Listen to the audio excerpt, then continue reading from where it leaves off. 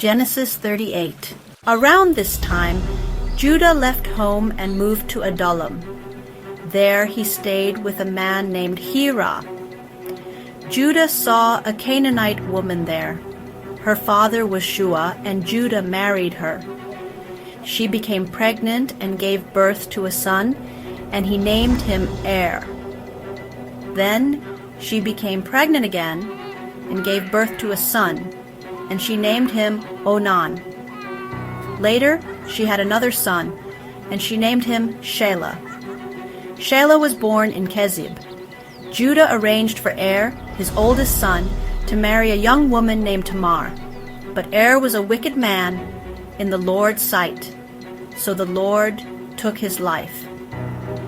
Then Judah said to Onan, "Go and fulfill your duty as the brother of the dead man. Marry his widow, so she can have a child who will carry on your brother's name." But Onan was not willing to have a child who would not be his own heir. So whenever he had intercourse with Tamar, he spilled the semen on the ground to avoid having a child who would belong to his brother. What Onan did was wicked in the Lord's sight, so the Lord took his life also. Then Judah said to Tamar, his daughter-in-law, "Return to your parents' home and remain a widow until my son Shelah is old enough to marry you." For Judah was afraid that Shelah would also die like his brothers. So Tamar went to live in her parents' home. After a long time, Judah's wife, Shua's daughter, died. After his time of mourning was over, Judah and his friend Hira, the Adullamite, went to Timnah to supervise the shearing of his sheep.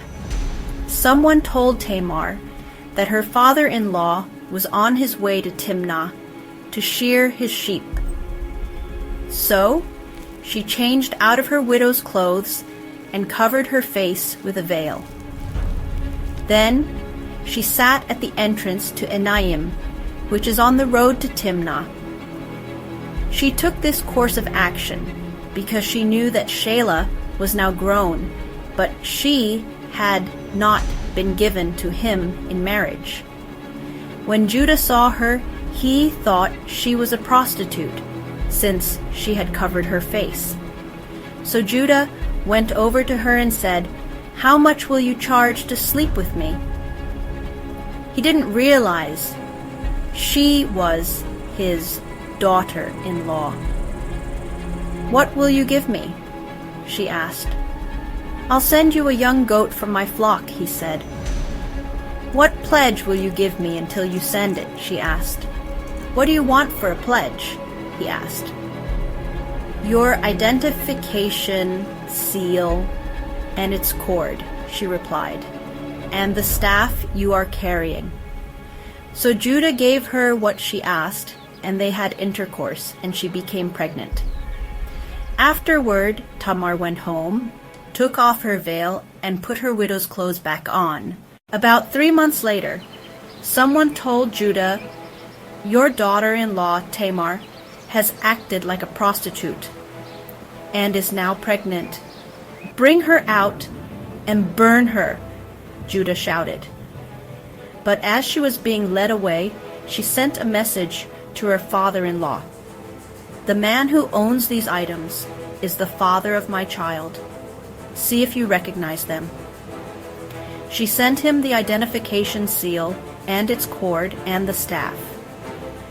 Judah recognized them at once and said, "She is more righteous than I am, because I didn't arrange for her to marry my son, Shelah."